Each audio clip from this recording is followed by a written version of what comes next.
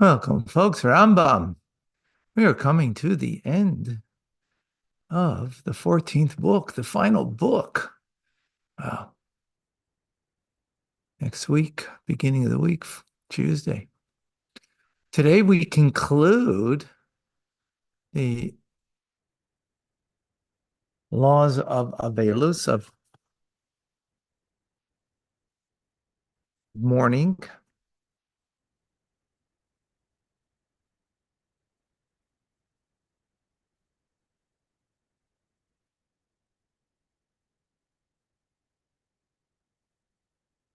Okay. A eulogy is an honor for the deceased. I just did a funeral and a eulogy for a man in his 101st year, 100 years old. Yeah, it was quite something. And others did. Therefore, we compel the heirs to pay the wages of the men and the women to recite laments, and they eulogize him. Right. In other words, since it's an honor for the deceased, the heirs, well, they may want to just keep their money, right, and keep whatever, and not. No, we compel the heirs.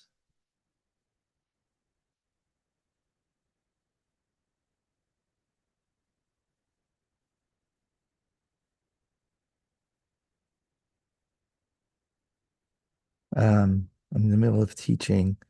So could you just tell Moshe that you would like it right away, that you're ready anytime? Okay, so he'll get it ready.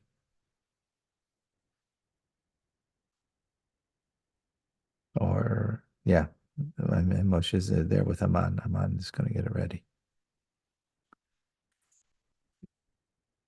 Um,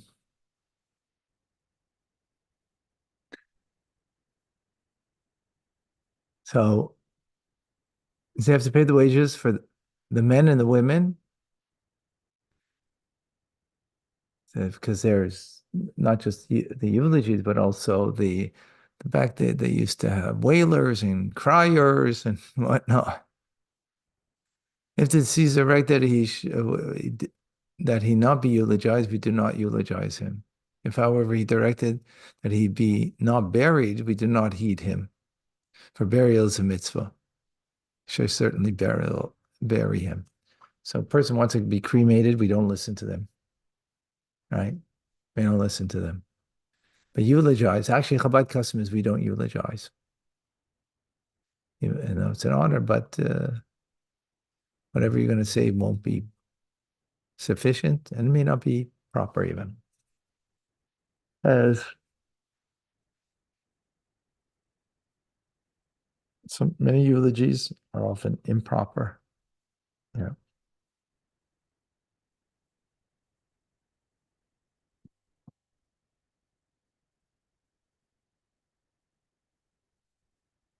Anyone who is sluggish with regard to eulogy for a sage will not live long. Wow. Anyone who is sluggish with regard to eulogy of an upright person is fit to be buried in his lifetime. Anyone who sheds tears for an upright person will have his reward for this guarded for his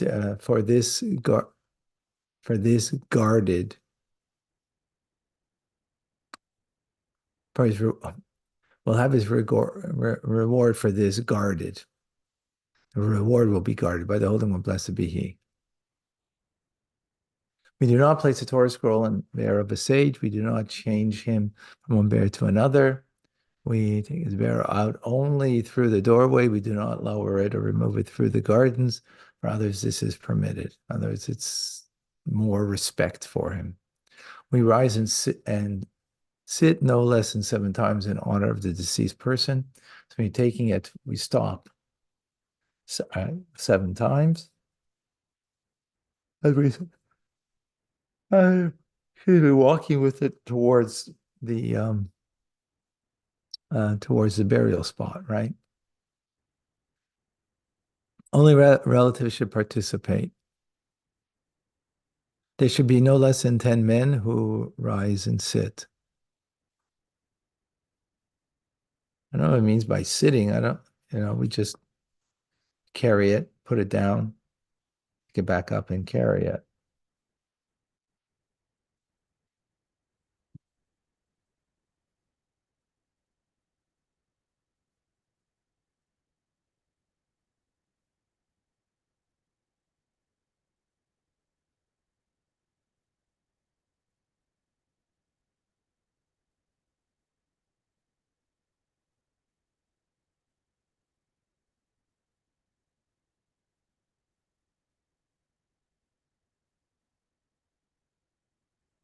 Yeah.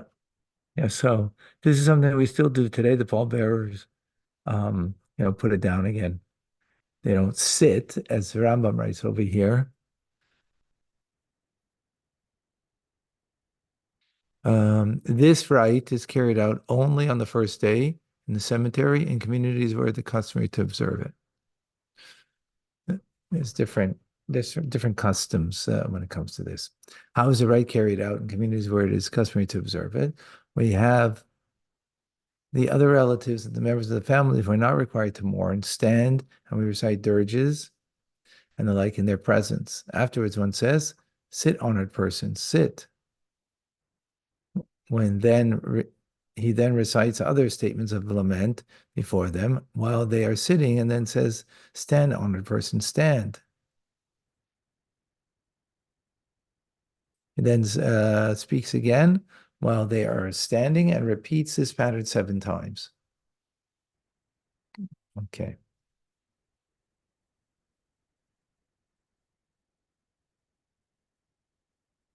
This is mm, as Rambam writes over here, these are customs. Um,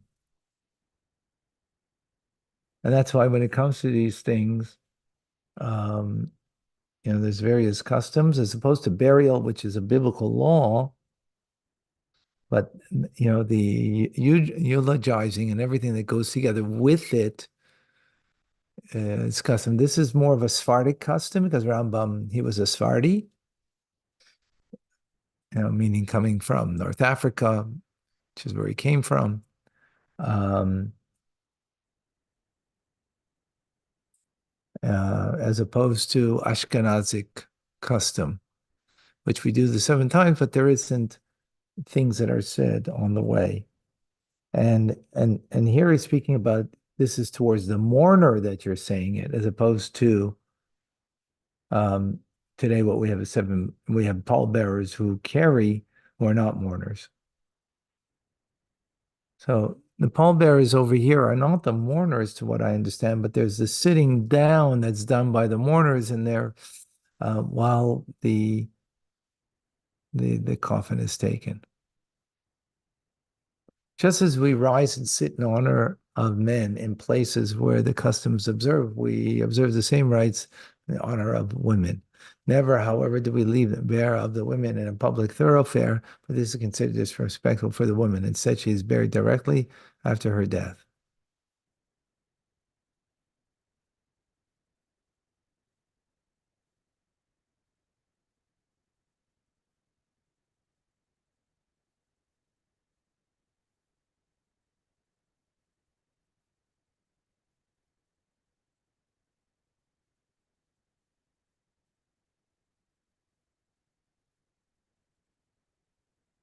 You see, by Miriam, when she passed away, she was buried right away. So that's where we learned this idea from. That's more respectful that way for a woman. When a person gathers the bones of a deceased, mourning dirges and lamentations should not be recited, not should the mourning blessings or words of comfort for mourners be said. Instead, we recite only words of praise to the Holy One, blessed be He, and exhortations to repentance. So this is, in other words, when you're moving, right, to put into a different grave, right? So, you're not doing any of the things that you did originally, you're not doing at that point. Following rules apply when a person moves the coffin of a person from one place to another. If the corpse backbone is intact, we stand in line for him, recite the mourning blessings.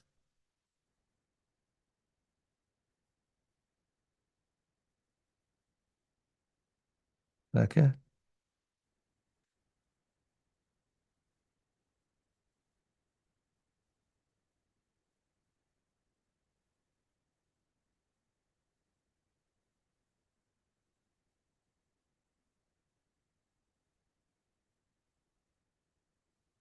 We eulogize him if his bones were moved after 12 months after his death. If the backbone is not intact, we do not eulogize. We do not stand in line for him, nor do we recite the morning blessings and the words of comfort for mourners.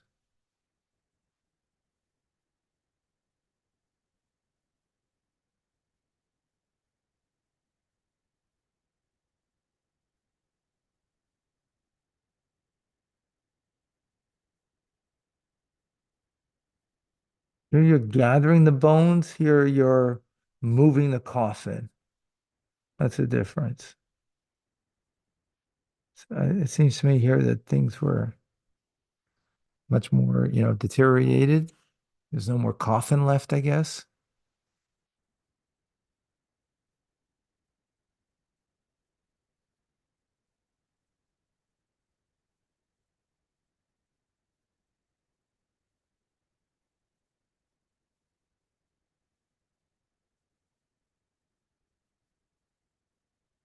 Right. And here it's moving. So therefore, if the backbone is intact, so then we do all these things. Right. The term morning blessing refers to that which is said by the mourner's house. The words of comfort for mourners refers to that which is said standing in line. Yeah. So in the home, you give certain comfort, and there's just certain things that you say. And when standing in line means after a funeral, you have people standing face to face, forming two lines. Even though here I'm not certain it was two lines. That's what we do today. We make two lines facing each other, and the people who are mourning, are the ones who wore a kriya, right, on their garment. They go through, and we give them words of comfort. That's what that reference is. When a person gathers the bones of his father and his mother, he should mourn for them for the entire day. The evening he should not mourn, even though they are bound up in his sheet. One does not recite mourning dirges. What does that mean?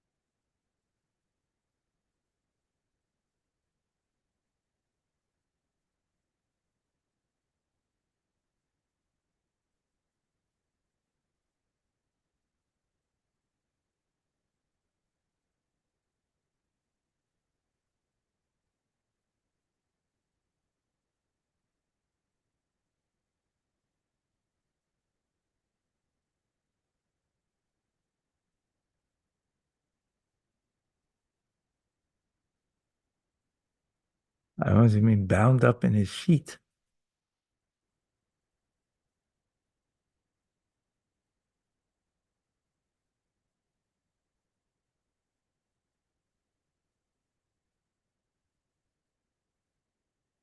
In other words, they weren't buried yet, those bones. So you exhume the body and there's bones. You should mourn that day. In the evening, you don't mourn anymore, even though they're still in his sheet. And I guess being Because sometimes what happens is people are buried outside of Israel and they want to be buried in Israel, so they're exhumed from there and brought, or sometimes because they're doing something to the cemetery, they're destroying it, so you want to exhume the body to bring it to, a safe place. We do not eulogize children. How old must the child be fit to be eulogized? For the children of the poor or the children of the elderly? 5 years old. For the children of the wealthy, 6 years old. This applies to both boys and girls. The following rules apply when a child dies. If he dies within 30 days of birth, he should be carried in one's bosom and carried with one woman and two men in attendance. He should not be buried with one man and two women in attendance because the prohibition against men and women being together alone. We do not stand in line because of him, nor do we recite the morning blessing, the words of comfort for mourners. Our child was a full 30 days, so that child is not considered viable, for the first 30 days, and that's why the less of a mourning period, right? So now it's a full 30 days, his corpse should be carried by a small coffin, and it can be carried in one's forearms. We stand in line because of him and recite the morning blessings and words of comfort for mourners. The child 12 months is carried in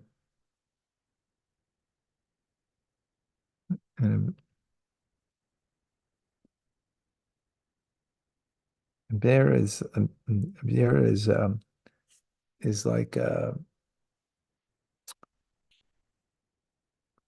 it's a bed, a bed of sorts with handles on it that's carried.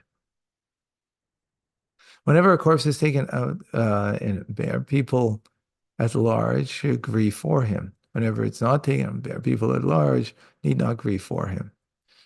Whenever anyone is known to people at large should occupy themselves with the burial. When one is not known to the people at large need not occupy themselves with his burial. In a place where it's customary for a woman to walk before the bear, they walk before it. Where it's customary for them to walk after the bear, they walk after it. We do not eulogize servants, maidservants, nor do we stand in line because of them, nor do we recite morning blessings or the comfort of mourners. Instead, we tell the master, we say, lost and now omnipresent, replenish your lost. You don't have. How do mourners comfort? After the deceased, the buried and mourners gather together and stand at the side of the cemetery. All of those in attendance of the funeral stand around them, line after line. A line may not be less than 10. The mourners are not included in the reckoning.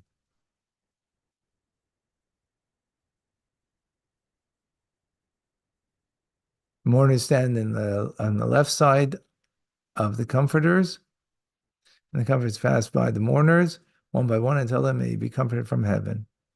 After the mourner goes home. On each of the 7 days of mourning, people come to comfort him. Whether new people come or not, the others still comfort him. Okay.